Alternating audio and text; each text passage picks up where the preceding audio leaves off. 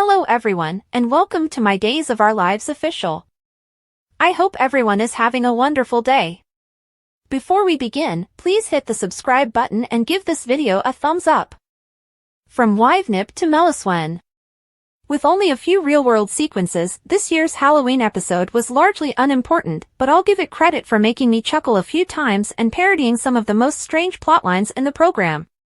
With all of the dead people appearing alive on the island of Weivenip, the nightmare was basically a spoof of Body and Soul's Pineview's Salem Stalker / Melaswen. They even mentioned the unfortunate Don Craig, who vanished after going to mail a letter. Behind Johnny, who is staring at a gaping Alex, a hooded and masked man lifts a knife. Additionally, Carson Boatman and Robert Scott Wilson, in particular, are skilled at delivering those goofy lines, and Wilson has excellent comedic timing. I lost it when Arrow said, "I know who you are," in answer to Detective John Hotson arriving and introducing himself. And the policeman claiming to have seen Arrow previously, "Yeah, since we've met before." However, the well has already been poisoned excessively, and it's still Body and Soul. I also understand the people who didn't want to even consider it. I might actually like it if this was the extent of the fake soap opera stuff, just enjoying it occasionally without involving half the cast in a never-ending plot that revolves around it. I sigh. Regarding the real events that took place in Salem, I'll just say that Johnny is in serious trouble. So long, goodbyes. Although I expected Fiona to go, I'm a little let down that she didn't have a last run-in with Xander before she departed. She was wise to steer clear of that, but it wasn't exactly dramatic material. Fiona, goodbye. That final letter at least opened the possibility of her coming back and perhaps even of some sort of atonement. Stefan is abducted by Vivian and Ivan. Goodbye, Stefan, too. Once more, what is Vivian's plan? She wants to keep him away from Gabby, I understand, but will she just keep him imprisoned in Alemania indefinitely? He will always desire to escape and return to Salem. They didn't murder him, at least. Reviving a character only to kill them off again is one of the worst things that can happen. Unless Stefano is involved. However, that was his entire ploy. And after Ivan drops Stefan off, I sincerely hope he returns. Madam and Ivan together are amazing, but Vivian is entertaining and gets the finest lines. And now that Kate has discovered her, I believe she will require assistance in maintaining control over Philip. Face off. For those who haven't watched for years and are a little lost, Kate is indeed Philip's mother. However, Vivian successfully brought Philip to term after stealing Kate's embryo with Victor and having it implanted in her. She had a plan to take Victor and his money for herself, and this was part of it. Although Vivian gave birth to Philip, who has never been her son, she has a perverse fixation on him as a result.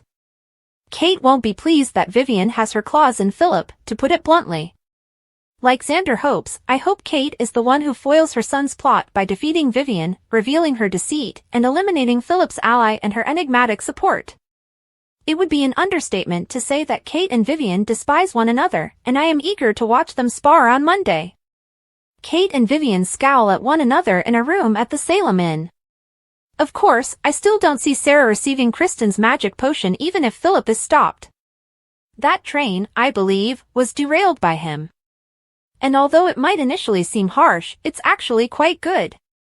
In addition to the fact that there must be a more effective method of healing Sarah, Kristen's demands for the serum are ridiculous.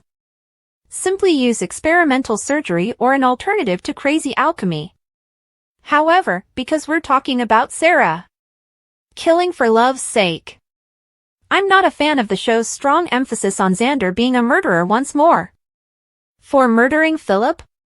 It's just a stupid notion, regardless of the moral implications. Given that they would both be prime suspects, Kristen at least had the common sense to decline Xander's suggestion. There are levels of that without resorting to murder, which he has already done twice in as many months, but I know that Xander will always be Xander and capable of terrible things. And all for Sarah, who once more doesn't want him to help her with any of this.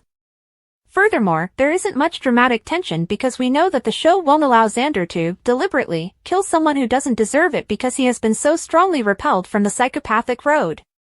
Constantine, I said what I said. Heck, when he was a real killing sociopath, they wouldn't even permit him to kill anyone. Now that I think about it, Kate and Vivian might become reluctant allies to preserve their son if they learn that Xander might be, literally, aiming for Philip. What if Xander instead learns about Vivian and pursues her? Alright, perhaps Xander's most recent murderous scheme has at least slightly aroused my interest. Although Javi's debut seemed a little forced, I already like the way he and Gabby get along. Let's see where this goes. Additionally, Gabby and Rafe could use some additional family. Don't include him among the body and soul crowd, though. Might end up being advantageous, at least for Abigail's responses. On Thursday's recap, regular commenter Tango made the observation that Leo ought to have responded in some way to Joy's casting. He nearly wed her father.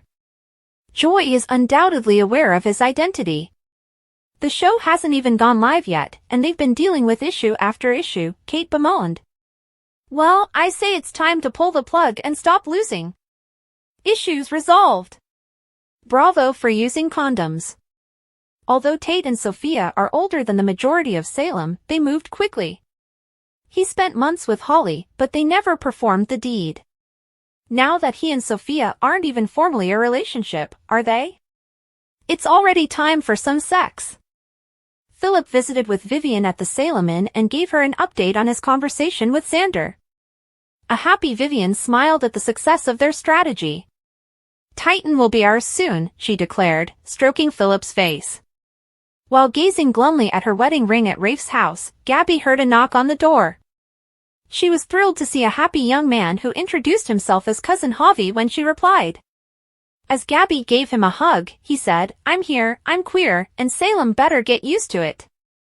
Javi was brought inside by Gabby, and the two made light of his preference for grand entrances. Gabby expressed her sorrow about the death of her aunt, Javi's mother. Javi assured Gabby that his mother had not endured any hardship. He saw an engagement ring on the table, and Gabby told him that Rafe had received the diamond as a gift from his mother.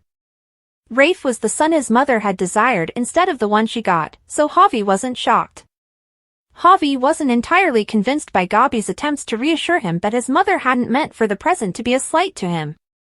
He complimented Gabby's bling and shifted the conversation to the ring on her finger. Unfortunately, Gabby said she was getting a divorce and wouldn't be wearing it for long. Javi was informed by Gabby about the specifics of her and Stefan's split. Javi smiled and likened it to a Real Housewives episode, but as soon as he noticed Gabby's hurt look, he immediately apologized. Gabby acknowledged that she still harbored feelings for Stefan. Javi informed Gabby that the heart wants what it wants and reassured her that she wasn't pathetic for having those feelings. If she was still in love with Stefan, he urged her to stay married. Gabby expressed gratitude to Javi for lending a sympathetic ear, and she was thrilled to hear that he planned to go to Salem in order to start again. Gabby offered Javi a job at Gabby Chic as her new assistant after he said that he needed to find employment.